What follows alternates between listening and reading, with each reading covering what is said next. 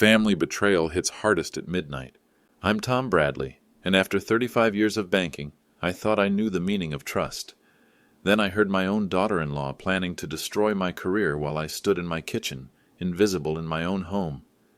The early retirement package is perfect, Caroline whispered into her phone.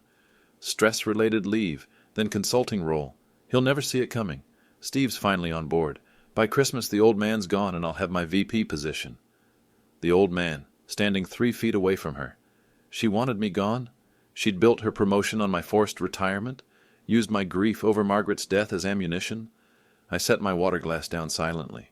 Sometimes the prey becomes the predator. What Caroline didn't know could fill volumes, but what she was about to discover would destroy everything she'd worked for. You know what they say about underestimating quiet people? You're about to find out why that's a fatal mistake. Hit that subscribe button. This story gets wild, and I want you along for every shocking twist. Here's how one overheard conversation triggered a professional earthquake that left careers in ruins. The signs had been there for months, but grief makes you miss things. Since Margaret passed 3 years ago, work became my anchor. Maybe that made me an easier target. Caroline joined Piedmont Regional Bank as Director of Human Resources 2 years back. MBA from Duke, sharp suits, always talking about modernizing our approach. At family dinners, she'd make comments. "Dad, you work too hard. At your age, shouldn't you be thinking about slowing down?" Steve would nod along. "Caroline's right, Dad. You've earned some rest." But I wasn't ready. Banking was all I had left. The first real incident happened in October. I walked into Conference Room B for our monthly loan committee meeting. Caroline was there, clipboard in hand, talking to Richard Hayes, our bank president. "Tom," Richard said, looking uncomfortable, "Caroline thinks you might benefit from stepping back from the Morrison account. Stress levels, you know." The Morrison account. 23 years I'd worked with Jim Morrison. Built his construction business from a $50,000 line of credit to a $4.2 million relationship. Stress levels. I kept my voice level. Caroline smiled, that practiced HR smile. "We're just concerned about your well-being, Tom. These large accounts require fresh energy." Fresh energy. Code for "you're too old." "I'll manage the Morrison account," I said. "Of course," Caroline replied, but I saw her make a note. The second incident was worse. November 8th, quarterly performance reviews. Caroline called me into her office. All glass walls and modern furniture. Her Herman Miller chair probably cost more than most people's monthly salary. She slid a folder across her desk. "Your review, Tom." I opened it. "Resistance to change initiatives. Difficulty adapting to digital platforms. Concerns about energy levels." Energy levels. There it was again. Who wrote this? "It's aggregate feedback from colleagues." Her voice was smooth, professional. But I knew my colleagues. Richard Hayes had worked with me for 20 years. Janet Walsh, our operations VP, still asked my advice on complex loans. None of them had issues with my energy. Which colleagues? That's confidential, Tom. HR policy. I set the folder down. 35 years of clean reviews, and suddenly I'm a problem. But here's what Caroline didn't know. I'd started paying attention, real attention. That night I pulled my phone records. Caroline had called Steve 17 times in the past month. 17. They used to talk maybe twice monthly. I opened my laptop and did something I'd learned from Margaret during her cancer fight. She'd taught me about documentation, about keeping records when people try to control your narrative. I started a file. Caroline pattern recognition. Every meeting I was excluded from. Every account that got redistributed for efficiency. Every comment about my age disguised as concern for my health. The pattern was clear. Caroline wasn't worried about my well-being. She was positioning herself for my job. But she'd made a crucial error. She assumed that a 62-year-old widower would go quietly. That grief had made me weak. She was about to learn the difference between quiet and weak. Because while Caroline was playing corporate politics, I was remembering something she'd overlooked. In 35 years at Piedmont Regional, I hadn't just built relationships with clients. I'd built something else. Something that would make this whole situation very interesting. But first, I needed evidence. Real evidence. The kind that holds up in boardrooms and courtrooms. Caroline wanted to play games? Fine. But she was about to discover that experience beats ambition every single time. Let me explain what Caroline's little scheme would cost me. Because when you understand the numbers, you understand why staying quiet wasn't an option. First, the immediate hit. Forced early retirement at 62 meant a penalty on my pension. $280,000. Gone, just like that. The system punishes you for leaving before 65, and Caroline knew it. But that was just the beginning. My loan portfolio, the accounts I'd built over 3 decades, was worth $45 million to the bank. $45 million in active lending relationships. When those clients heard I was gone, how many would follow me out the door? Caroline thought she could just redistribute my accounts, hand them off to younger loan officers with MBA degrees and digital native credentials. She had no idea that banking isn't about spreadsheets and algorithms. It's about trust. Jim Morrison wouldn't work with some kid fresh out of college. Neither would Elena Rodriguez, who'd expanded her medical practice from 1 location to 7 with my guidance, or the Thompson family, whose agricultural operation I'd financed through 3 generations. These weren't just accounts. They were relationships. 35 years of handshakes, late-night calls, and standing by people when other banks wouldn't. But Caroline saw numbers on a screen. She thought loyalty was outdated, old-fashioned, something that could be optimized away. That's where she miscalculated. See, there's something else Caroline didn't factor into her timeline. The Christmas bonus structure at Piedmont Regional. If she could force me out before December 31st, she'd be positioned for promotion to senior vice president. $85,000 salary increase, plus performance bonuses tied to loan portfolio management. She wasn't just stealing my career. She was stealing my relationships to fund her own advancement. Then there was Steve, my son. Watching him nod along with Caroline's concerns, seeing him avoid my eyes during family dinners, that hurt worse than any financial penalty. Margaret and I had raised him to be honest, to have integrity, but Caroline had spent 2 years whispering in his ear, convincing him that his old man was stressed, overworked, potentially making poor decisions. Dad needs to enjoy his golden years, she'd say. He's given enough to that bank. Golden years. Like I was some broken-down horse ready for pasture. But here's what really made this personal. Caroline had started spreading concerns about my judgment to our clients. Subtle questions during bank events. How do you think Tom's handling the stress of recent changes? Have you noticed him seeming tired lately? She was poisoning the well, systematically. Elena Rodriguez called me the week before Thanksgiving. Tom, someone from your HR department asked about our satisfaction with your services. Is everything okay? That's when I knew. Caroline wasn't just planning my exit. She was building justification for it, creating a paper trail that would show the bank had legitimate concerns about my performance. The mathematics were simple. If I stayed silent, I'd lose my pension penalty, I'd lose my relationships, I'd lose my reputation, and I'd lose my son's respect, because he'd think I went quietly into that good night. But if I fought back, that was riskier. Caroline held the HR authority. She could document any conversation we had, frame any resistance as proving her point about my stress levels, unless I had something she didn't expect. Which brings me to November 16th. The morning after, I overheard her midnight conversation. I made 3 phone calls that morning, 3 calls that would change everything. The first was to Margaret Chen, our chief legal counsel. Maggie, I need to understand something about employment law, hypothetically. The second was to my old friend Larry Peterson at First National. Larry, who'd been trying to recruit me for 15 years. Larry, that offer you mentioned? Tell me more. The third call was the most important, to a number I hadn't dialed in 20 years. Hello, Sharon. It's Tom Bradley. I need to discuss my shareholding position at Piedmont Regional. Yes, it's time to make it official. Because here's what Caroline never knew. What no one at the bank knew, except the original founders and the legal department. When Piedmont Regional went through its reorganization in 1989, certain longtime employees were offered the opportunity to purchase founder shares. Not many people had the cash or the confidence to invest their life savings in the bank where they worked. I did. 35 years of steady purchases, small amounts. Never enough to trigger disclosure requirements. Never enough to attract attention. But enough to matter, enough to change everything.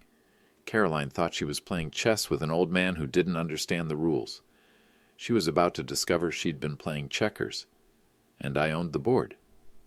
November 17th. I decided it was time for a conversation. Caroline's office. Glass walls, expensive furniture, and that confidence that comes from thinking you hold all the cards. "Tom," she said, looking up from her computer, "what can I do for you?" I sat down across from her desk, opened my notebook, the one I'd been keeping since October. "I want to discuss my performance review. Of course, I understand you might have concerns." October 12th. "You removed me from the Morrison account meeting. Reason given. Stress management." She nodded. "We discussed this." October 18th. "You redistributed the Henderson loan to Mark Stevens. Reason, fresh perspective." "Tom, I'm not sure where this is going." November 1st. "You excluded me from the quarterly planning session, said I needed work-life balance." Caroline leaned back in her chair, that practiced smile. "Tom, these decisions were made in your best interest." November 8th. "You documented concerns about my energy levels based on colleague feedback." "That's correct." "Which colleagues?" "You know I can't share that information." I turned a page in my notebook. "Richard Hayes. I asked him yesterday. He said no one contacted him about my performance." Her smile flickered. "Just for a second." "Janet Walsh. Same answer. Said she'd be happy to provide a reference any time." "Tom, I think you're misunderstanding. Mark Stevens, young man you gave the Henderson account to. He told me something interesting." I let that hang in the air. Caroline's confidence was starting to crack. "He said you asked him to document any conversations where I seemed confused or overwhelmed." Exact quote. "We need to build a case for Tom's transition." Caroline straightened in her chair. "I never said that. Mark has excellent notes. MBA training, you know. Very thorough documentation." She was quiet for a moment, calculating. "Tom, I think there's been a misunderstanding. My job is to look out for everyone's well-being. Including your own? What's that supposed to mean?" I closed my notebook, looked directly at her. "Senior vice president position opens up if I leave before Christmas. $85,000 increase, plus bonuses tied to loan portfolio management." Caroline's face went pale. "You think this is about money? I think this is about opportunity. My opportunity becoming your opportunity." She stood up, walked to her window. When she turned back, the practiced HR smile was gone. "Tom, you're 62 years old. You've been through tremendous loss. Working 70-hour weeks isn't healthy at any age, but especially not now." "So this is medical advice?" "This is realistic advice. The banking industry is changing. Digital transformation, automated lending platforms, data analytics, the skills that made you successful 30 years ago are outdated, are different from what we need now." There it was, the real Caroline. No more gentle concern, just ambition wrapped in corporate speak. Different how? "Tom, please don't make this harder than it needs to be." "Answer the question. Different how?" Caroline sat back down, leaned forward. "Fine. You want honesty? Your approach to client relationships is inefficient. You spend hours on phone calls that could be handled with email. You resist our new digital lending platforms. You question every process improvement we implement." "I question processes that don't work." "You question processes that threaten your control." The room went quiet. She'd said too much and she knew it. Control over what? Your little kingdom. Your special relationships. Your irreplaceable status. I smiled, actually smiled. Actually, because Caroline had just made this very easy. Irreplaceable? "Tom, no one is irreplaceable, not in modern banking." Interesting perspective. I stood up, picked up my notebook. "Caroline, I appreciate your honesty. Really, it clarifies things." "What does that mean?" "It means we understand each other now." I walked toward her office door, stopped, turned back. "One question. When you called Steve 17 times last month, did you discuss his inheritance planning?" Caroline froze. "How did you?" "Phone records, publicly available through the family plan billing." "That's private." "Family conversations about moving Dad to a retirement community, about managing his finances when he's no longer competent, about the burden of caring for aging parents." "Tom, you're twisting." November 15th, 11:43 p.m. You were on the phone with someone, discussing my early retirement package, the timeline, how I'd never see it coming. Caroline's face went white. "That's impossible. You weren't even home?" "I live there, Caroline. It's my house." She sat down hard in her chair. You have excellent soundproofing in the living room, but the kitchen shares a wall. Sound travels. Tom, whatever you think you heard was very clear, crystal clear. I opened her office door. Caroline, thank you for this conversation. It's been illuminating. Where are you going with this? I looked back at her, sitting behind that expensive desk, surrounded by glass walls, realizing that her perfect plan had a witness. I'm going to do what 35 years in banking taught me. Document everything, verify sources, and make very careful decisions based on facts. Tom, please. We're family. Yes, I said. We are. I left her office, walked past the cubicles where junior loan officers pretended not to watch, past Richard Hayes's office where he gave me a questioning look. Caroline thought she understood the game. Position politics, leverage. But she'd forgotten the most important rule in banking. Always know who you're really dealing with. That afternoon I made a trip I hadn't made in 15 years. Downtown Charlotte, First National Bank Building, 23rd floor. The offices of Henderson, Walsh and Associates, the law firm that handled Piedmont Regional's original incorporation. Sharon Walsh met me in the lobby. 20 years older, silver hair instead of brown, but the same sharp eyes that had negotiated our founder agreements back in 1989. Tom Bradley, I wondered when I'd see you again. Her office was old school, wood paneling, leather chairs, law books that actually got used. No glass walls, no modern furniture, just solid, permanent things. Sharon, I need to discuss my position at Piedmont. She pulled a file from her cabinet, thick, bound in blue leather. I've been wondering when you'd want to make this official. Make what official? Sharon opened the file, the original incorporation documents. Shareholder agreements, purchase records dating back 35 years. Tom, you own 19% of Piedmont Regional Bank. I nodded. I knew the number. Most people don't realize that makes you the second largest individual shareholder. Most people don't need to know. But some people do. She looked at me over her reading glasses, especially people who think they can force you out. I told her about Caroline, the performance reviews, the excluded meetings, the midnight conversation. Sharon listened, made notes, asked careful questions. Tom, what do you want to accomplish here? I want her to understand that actions have consequences. Legal consequences or professional consequences? Whatever consequences fit the actions. Sharon pulled out another folder. I've been tracking Piedmont's HR policies since Caroline arrived. Some interesting changes. She handed me a document. New performance evaluation criteria, implemented 6 months ago. Notice anything? I read through it. Age-related language. Subtle but consistent. Energy requirements. Adaptability to change. Long-term career planning. All phrased to sound neutral, but designed to target senior employees. Is that legal?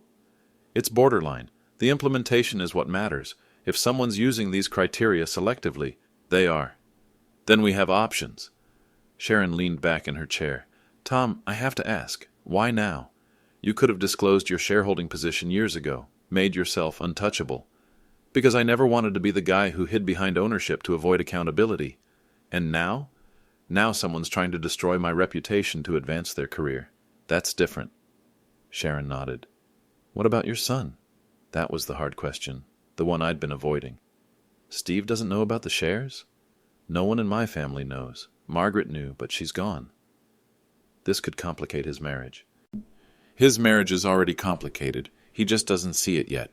Sharon made another note. Tom, if we proceed, there's no going back. Once you reveal your ownership position, everything changes. Your relationship with the bank, with your colleagues, with your family.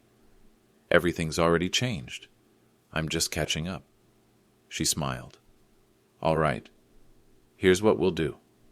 For the next hour, Sharon outlined the legal framework, shareholder rights, board notification requirements, documentation standards. The key, she said, is timing. You reveal your position at exactly the right moment, maximum impact. When's that? When Caroline makes her next move. And trust me, she will. People like her can't help themselves. They always overreach. I left Sharon's office with a briefcase full of documents. 35 years of stock purchases, legal opinions, shareholder agreements. But more than that, I left with clarity. Caroline thought she was playing a game where she held all the power.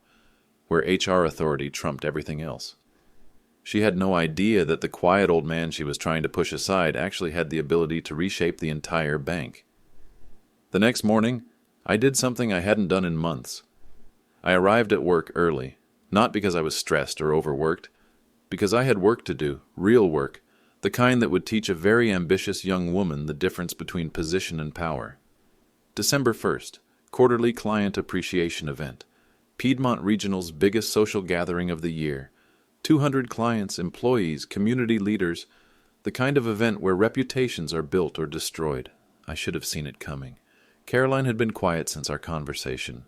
Too quiet. In my experience, when ambitious people go silent, they're planning something big. The event was held at the Charlotte Country Club. Caroline had organized everything. She did excellent work, I'll give her that. Perfect details, smooth logistics, impressive presentation. I was working the room, talking with clients I'd known for decades. Jim Morrison was there with his wife Sarah. Elena Rodriguez brought her practice manager. The Thompson family drove in from their farm. Good conversations, strong relationships. The kind Caroline thought were outdated. Then Richard Hayes stepped to the microphone. Ladies and gentlemen, thank you for joining us tonight.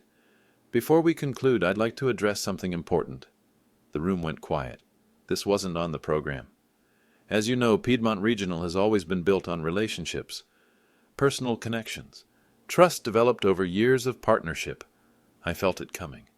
Whatever Caroline had planned, this was it.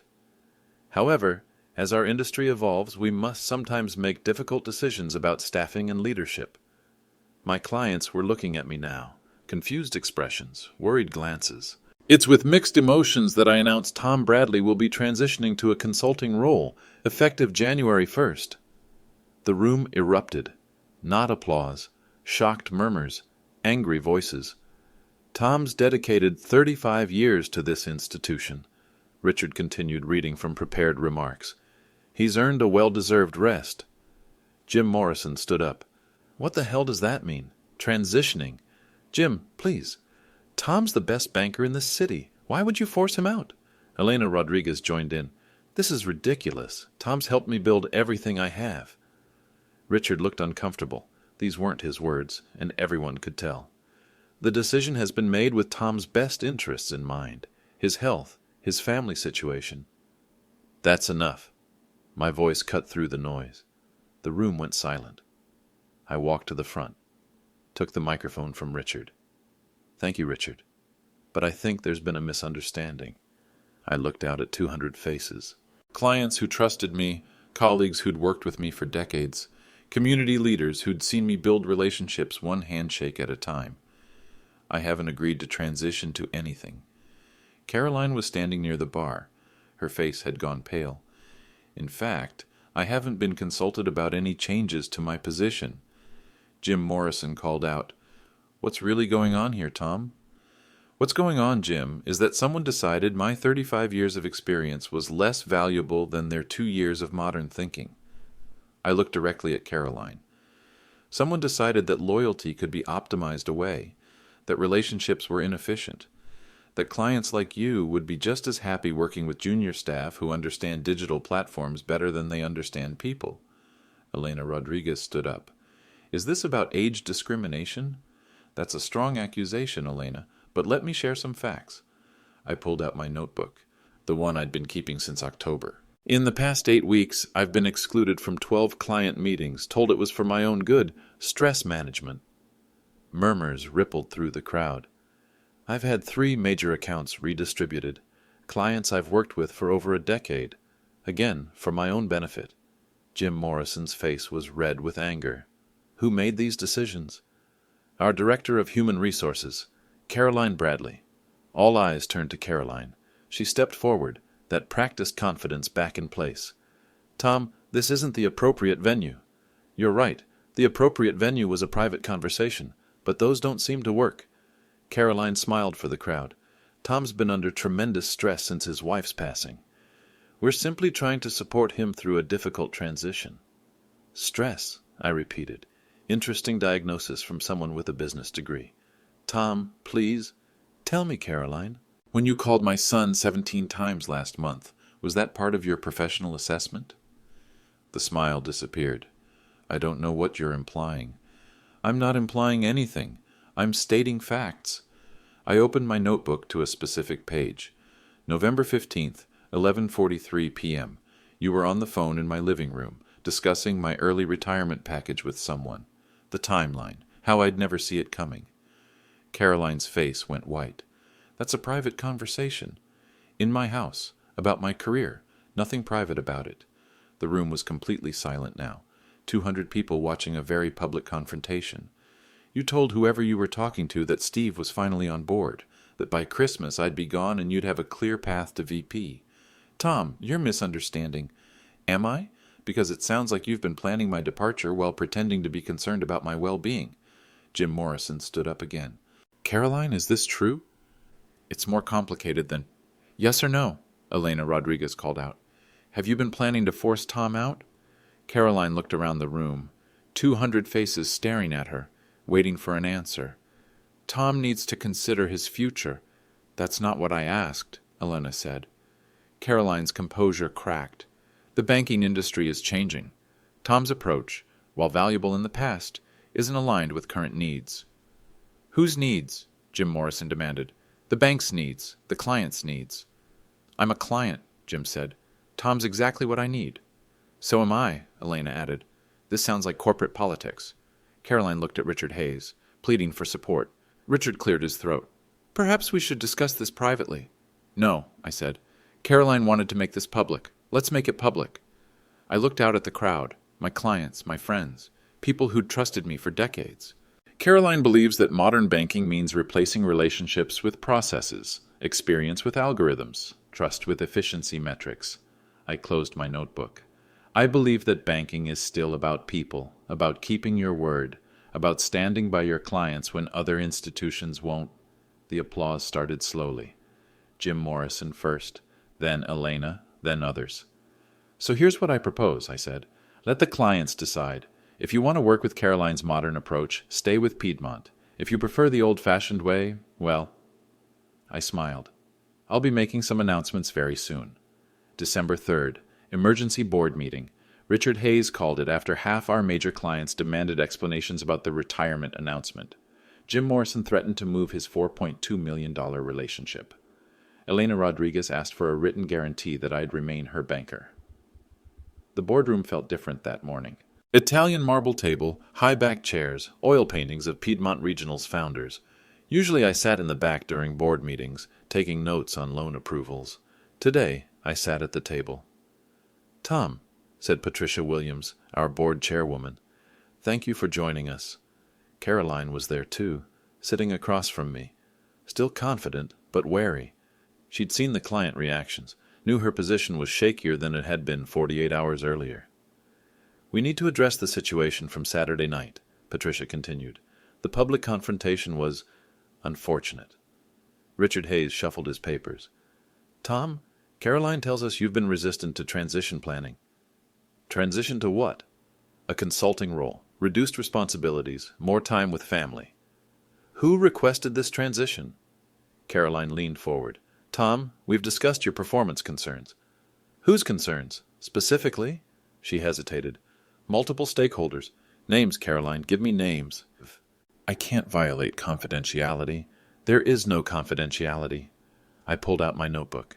I contacted every person you claimed had concerns about my performance. Richard Hayes, Janet Walsh, Mark Stevens, David Peterson, Lisa Crenshaw. I read from my notes. Richard said, quote, Tom's the most reliable loan officer we have. Janet said she'd be happy to recommend me for any position. Mark admitted you asked him to document signs of confusion or stress. Caroline's face was red.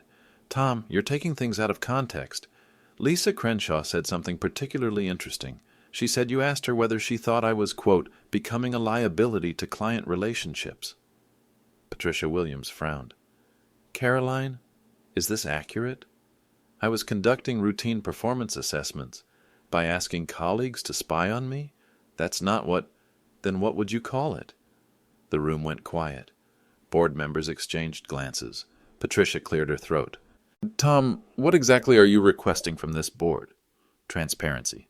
If there are performance issues, document them properly. If there are concerns about my capabilities, address them directly. If someone wants my position, they should say so. Caroline stood up. This is exactly what I'm talking about. Tom's becoming paranoid, defensive. Paranoid? I opened my briefcase. Caroline, let me ask you something. How much do you know about Piedmont Regional's ownership structure? What does that have to do with anything? Humor me. She looked around the table. Standard corporate structure. Board of directors, shareholders, management hierarchy. Who are the major shareholders? The founding families hold majority control. Names?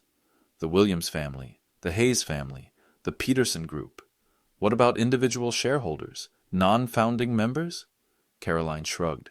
A few longtime employees have stock options.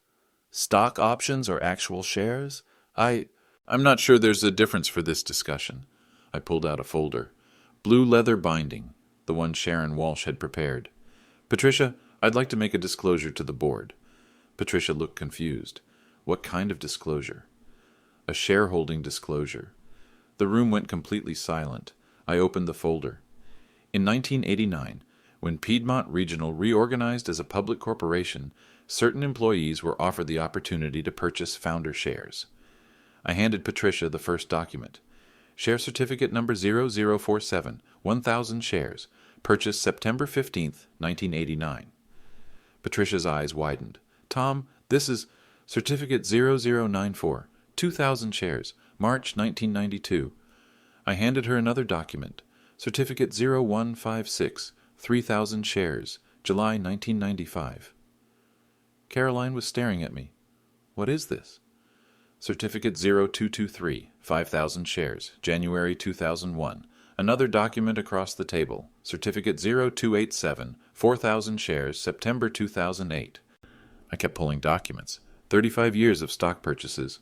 Certificate 0334, 6,000 shares, December 2015. Certificate 0378, 3,000 shares, January 2020.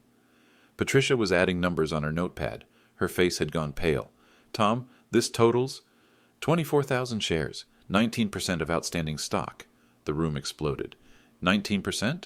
Richard Hayes stood up. Tom, that makes you the second largest individual shareholder. Yes. Caroline looked like she'd been hit by a truck. That's impossible. You're just a loan officer. I'm a loan officer who believes in the institution where he works. Patricia was studying the documents. These are all legitimate? Verified by Henderson, Walsh, and Associates. Sharon Walsh prepared the disclosure file. Why didn't you report this before? Because I never wanted to use ownership to influence operations, until someone decided to use HR authority to force me out. I looked directly at Caroline. You asked me about Piedmont's ownership structure. Well, now you know. The quiet old man you've been pushing toward retirement? He owns a substantial piece of this company. Caroline's voice was barely a whisper. You've been hiding this for 35 years? I've been building this for 35 years. Every bonus, every raise, every commission check. Instead of buying a bigger house or a fancy car, I bought stock in the company I believed in. Patricia looked around the table. Board members, I think we need to discuss this disclosure and its implications. Before you do, I said, there's something else. I pulled out my phone. Caroline, remember our conversation on November 17th, in your office? Her face went white. You didn't... North Carolina is a one-party consent state for recordings. I played the audio. Caroline's voice, crystal clear. Your little kingdom, your special relationships, your irreplaceable status. No one is irreplaceable. Not in modern banking. Then my voice, interesting perspective. I stopped the recording. I have 14 similar recordings, all legal, all documenting systematic attempts to undermine my position based on age-related assumptions. Patricia Williams set down her pen. Caroline, I think we need to hear your response to these allegations. Caroline looked around the table, board members staring at her, documents spread across marble, audio evidence of her own words. This is taken out of context. Tom's been resistant to change. Change or control, Patricia asked. The banking industry requires modern leadership. Define modern. Caroline's composure finally shattered. He's 62 years old. He uses paper files. He spends hours on phone calls. He questions every digital initiative. And he's blocking progress. Whose progress? The bank's progress. Or your progress. Silence. Patricia looked at me. Tom, what outcome are you seeking? Respect, transparency, and accountability. I stood up. Caroline wanted to force me into retirement because she thought I was powerless. An old man with outdated methods and no leverage. I gestured to the documents on the table. She was wrong about the leverage. The board meeting ended with Caroline's resignation. Not immediately. Patricia Williams is too professional for summary dismissals, but the writing was on the wall, and Caroline could read. I'll need 2 weeks to transition my responsibilities, she said. 1 week, Patricia replied. Effective immediately, Tom Bradley resumes full authority over his client portfolio. Caroline left the boardroom without looking at me. I almost felt sorry for her. Almost. But what came next was the real payoff. December 5th. My phone started ringing at 7 a.m. Tom, it's Margaret Chen from Legal. We need to talk. Margaret had been digging into Caroline's files since the board meeting. What she found was worse than I'd imagined. Tom, she documented every interaction with you, every meeting, every conversation, every client contact, but she also documented something else. Margaret spread files across my desk. Performance evaluations for 6 other employees over 55, all showing sudden declines in ratings after Caroline arrived. I looked through the files. Janet Walsh, our operations VP, marked as resistant to technological adaptation. David Peterson, senior credit analyst. Concerns about long-term strategic thinking. It's a pattern, Margaret said. Age-related performance concerns across the board. Legal action.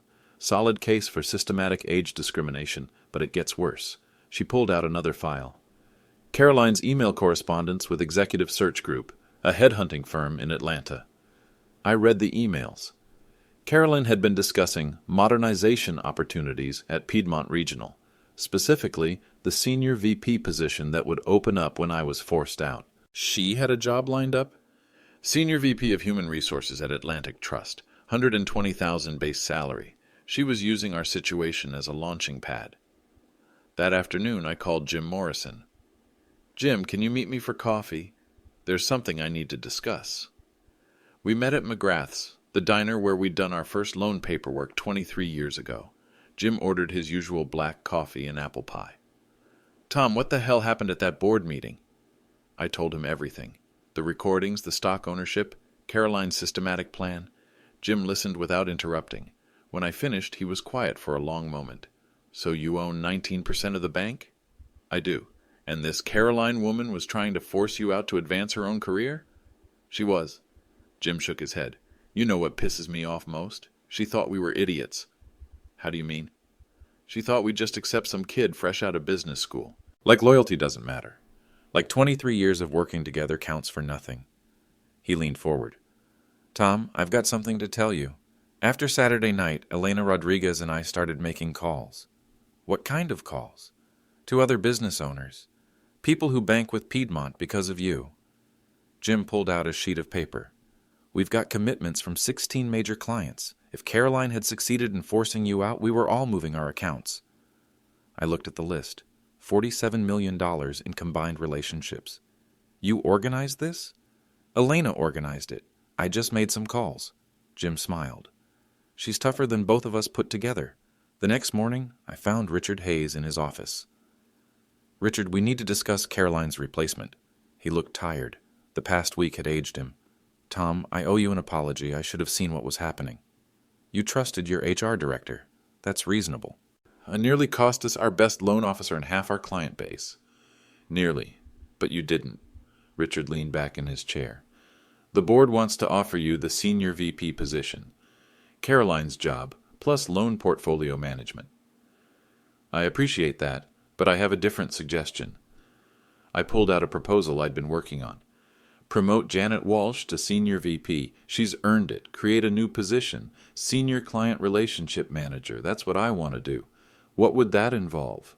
What I've always done. Build relationships, solve problems, help people achieve their financial goals, just with a title that reflects the value. Richard read through my proposal. This actually makes sense. Separate client relationship management from administrative HR functions. And Richard, I want final approval authority on any HR policies that affect client-facing staff. He looked up. You want veto power? I want oversight authority. As a 19% shareholder, I think that's reasonable. Richard smiled for the first time in days. Tom, you've been holding cards we didn't even know existed. The best cards are the ones people don't expect. That evening, I had dinner with Steve and Caroline, the conversation I'd been dreading. They sat across from me at the kitchen table.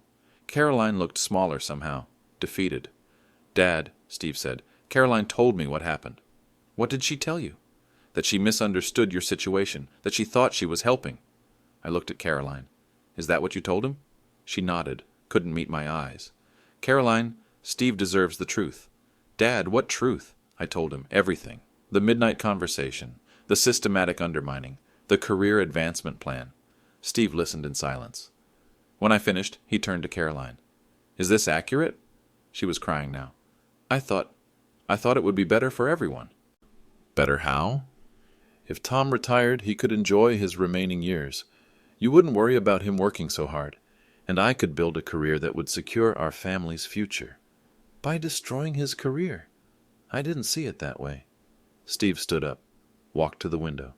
When he turned back, his face was hard. Caroline, I think you should stay at your sister's tonight. Steve, please. We'll talk tomorrow, but right now I need to process this. After Caroline left, Steve and I sat in the kitchen. 2 hours of difficult conversation. Dad, I'm sorry. I should have seen what was happening. She's very persuasive, and she played on legitimate concerns. About your health, your stress levels, about change, about getting older, about being left behind. Steve nodded. Those are real fears. They are, but fear doesn't justify manipulation. What happens now? With Caroline, I mean. That's between you and her. But Steve, whatever you decide, make sure it's based on who she really is, not who she pretended to be. He left an hour later. I sat in my kitchen looking at the spot where I'd stood 11 days earlier, listening to a conversation that changed everything. Sometimes the quiet ones are just gathering evidence. Sometimes experience beats ambition. And sometimes the best revenge is simply revealing the truth. The consequences unfolded exactly as they should have. Caroline's resignation became effective December 12th. By December 15th, she'd withdrawn her application to Atlantic Trust. Word travels fast in banking circles, especially when it involves employment law violations. Margaret Chen's investigation uncovered systematic age discrimination affecting 7 employees. The legal department recommended settlements to avoid litigation. Total cost to Piedmont Regional, $430,000. Caroline's severance was reduced to 2 weeks' pay. No recommendation letter, no positive references. But the real consequence was more personal. Steve filed for separation on December 20th. I found out when he showed up at my house that evening, suitcase in his car. Dad, can I stay here for a while? Of course. What happened? We talked until midnight. Caroline had spent 2 weeks trying to justify her actions, blaming me for trapping her, claiming I'd manipulated the situation, insisting she'd been trying to help. She actually said you forced her hand by hiding your stock ownership, Steve told me. How did I force her to plan my retirement without consulting me? That's exactly what I asked. Steve rubbed his forehead. Dad, I keep thinking about all those phone calls, 17 times in 1 month. She was building a case against you, and I was helping. You didn't know. I should have known. You're my father. I should have trusted you over someone I'd known for 4 years. The divorce proceedings started in January. Caroline hired an aggressive attorney who tried to claim financial fraud. Tom Bradley concealed assets that affect the marital estate, her lawyer argued. Sharon Walsh handled our response. Tom Bradley's stock ownership predates this marriage by 15 years. His investment decisions were made with his own earnings, not community property. Caroline's attorney pushed harder. The concealment suggests a pattern of financial manipulation within the family. Or, Sharon replied, it suggests a conservative investor who preferred building wealth to flaunting it. The case fell apart when Caroline's attorney discovered the timeline. Every stock purchase documented, every payment traced to Tom's personal earnings, no community funds involved. Caroline's demand for spousal support was denied. Her claim on Steve's inheritance prospects was dismissed. But the most satisfying consequence was professional. By February, word had spread throughout Charlotte's banking community. Caroline Bradley, the ambitious HR director who tried to force out a major shareholder. The MBA who thought experience was obsolete. Her job applications were politely declined. 3 different banks, 2 credit unions, even a financial services startup passed on her resume. Overqualified, they said. Not a good cultural fit. In March, I heard she'd taken a position with a small accounting firm in Asheville. $45,000 a year. Entry-level responsibilities. A 2-year detour that cost her everything she'd been trying to achieve. Meanwhile, Piedmont Regional was thriving. My new title, Senior Client Relationship Manager, came with authority I'd never had before. Final approval on any policy affecting client services. Input on hiring decisions for customer-facing roles. Janet Walsh made an excellent Senior VP. She implemented technology improvements that actually improved efficiency without sacrificing relationships. The difference, she told me, is asking clients what they need instead of telling them what's modern. By April, we'd added 12 new major accounts. Word spreads when banks respect their senior employees. Business owners like working with institutions that value experience. Jim Morrison brought us his brother's construction company. Elena Rodriguez referred 3 medical practices. The Thompson family convinced 2 neighboring farms to switch their banking. Total new business, $18 million. Richard Hayes was delighted. Tom, your situation turned into the best marketing we could have asked for. How do you mean? Loyalty, integrity, standing by our people. Those are powerful selling points. But the most important consequence was personal. Steve and I rebuilt our relationship, slowly, carefully, but genuinely. He moved back to his own place in May, but we had dinner every Sunday. Real conversations. No Caroline mediating, interpreting, or manipulating. Dad, he said one evening, I need to ask you something. Go ahead. Why didn't you tell me about the stock ownership? All those years you never mentioned it. I thought about that. Because I never wanted our relationship to be about money. But it's impressive. What you built. What's impressive is that you turned out to be a good man, despite having parents who weren't always perfect. Steve smiled. Mom was pretty close to perfect. Your mother was extraordinary, but even she made mistakes. Like what? Like worrying too much about whether we were giving you everything you needed, when what you needed most was to see parents who loved each other and worked hard and kept their word. You did show me that. We tried. In June, Caroline reached out through Steve's attorney. She wanted to apologize, to explain her actions, to ask for forgiveness. Steve asked what I thought he should do. That's your decision, but if you do meet with her, remember something. What's that? Apologies don't undo consequences. They're just words. Judge her by her actions, not her explanations. Steve met with Caroline once. He came home quiet, thoughtful. How did it go? She's still blaming circumstances, still claiming she thought she was helping. Do you believe her? I believe she believes it, but that's not the same thing. Steve looked at me. Dad, I learned something important from all this. What's that? Family loyalty isn't automatic. It has to be earned, and it can be lost. By Christmas, exactly 1 year after Caroline's planned timeline for my departure, Piedmont Regional reported record profits. Client satisfaction scores hit all-time highs. Employee retention improved dramatically. The board voted me a special recognition bonus. Not because I'm a shareholder, but because I'd helped the bank avoid a catastrophic mistake. What mistake? I asked Patricia Williams. Confusing change with improvement, mistaking ambition for competence, nearly losing our institutional knowledge to someone who thought wisdom was outdated. That night, I sat in my kitchen, the same spot where I'd overheard a conversation that changed everything. Sometimes people reveal exactly who they are when they think no one's listening. Sometimes the quiet ones are just gathering evidence. And sometimes the best revenge is simply living well. Today, 18 months later, my life looks different than Caroline ever imagined. I'm still at Piedmont Regional, still working with clients who value relationships over algorithms, still proving that experience and wisdom have a place in modern banking. But I've established new boundaries.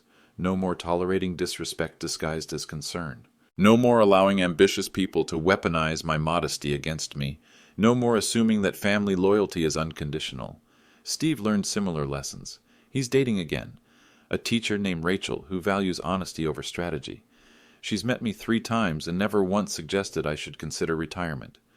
She's different, Steve told me last month. How? She asks questions instead of making assumptions. She listens instead of planning. That's wisdom earned the hard way. Caroline, I heard she's engaged to an accountant in Asheville, someone who doesn't know her history, someone who sees her MBA and assumes competence. I hope it works out. Everyone deserves a chance to learn from their mistakes, but I've learned something too. Quiet strength isn't the same as weakness. Experience isn't outdated, it's just harder to fake, and sometimes the person everyone underestimates is exactly the person you shouldn't cross. My clients understand this. Jim Morrison still calls me for advice, even on deals that don't involve the bank. Elena Rodriguez asked me to speak at her practice management conference about building long-term business relationships.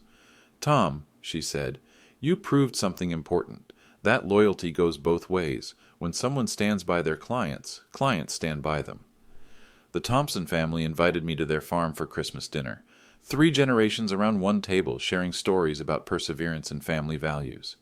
Mr. Bradley, their youngest son asked, why do you think that lady tried to make you retire?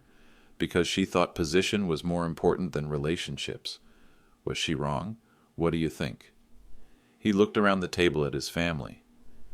I think relationships are everything. Smart kid. He'll do well in whatever field he chooses. These days, I mentor young bankers who join Piedmont Regional. Not about spreadsheets or digital platforms. They learn that in school. About judgment. About reading people. About keeping your word even when it's inconvenient.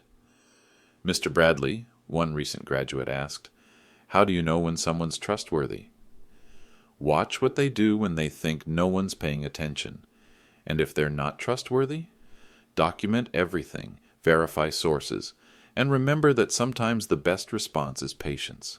That's the lesson Caroline taught me, though she never intended to. Sometimes people reveal their true character when they feel powerful. Sometimes ambition overrides judgment. Sometimes the person who seems to have all the advantages actually holds the weakest hand. Last week, Richard Hayes announced his retirement. The board asked me to consider the president's position. I declined. I like what I do, building relationships, solving problems, helping people achieve their financial goals. But I made a suggestion. Promote Janet Walsh. She's earned it. What about you? I'm exactly where I belong. Because here's what I've learned in 64 years. Success isn't about climbing ladders or accumulating titles. It's about doing work that matters with people you respect. It's about building something lasting instead of just building your resume. It's about understanding that quiet strength beats loud ambition every single time. Caroline thought she was playing chess with someone who didn't understand the rules. She was right about one thing. I don't play by her rules. I play by older rules, better rules. Rules that value character over cleverness, relationships over transactions, wisdom over information. Rules that build things instead of just taking them. If you're facing something similar, someone trying to push you aside, dismiss your experience, or steal what you've built, remember this story. Document everything. Trust your instincts. And never underestimate the power of patient preparation. Sometimes the quiet ones aren't just gathering evidence. Sometimes they're gathering strength. And sometimes that makes all the difference. What's your story of standing up to workplace manipulation? Share it in the comments below. I'd love to hear how you established your own boundaries.